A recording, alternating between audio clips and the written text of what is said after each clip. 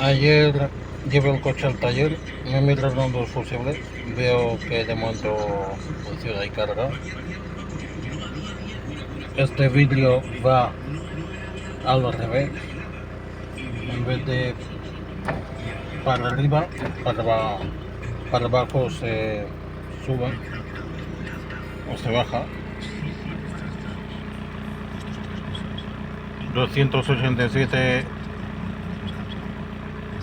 795 lleva kilómetros y tengo que cambiar el aceite a los 293 184.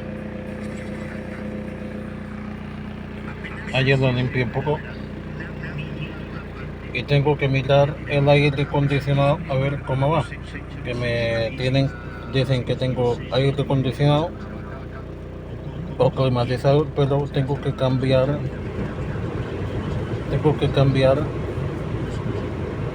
el cableado o ponerlo nuevo. Bueno, llevo el coche a sitio a ver qué tal.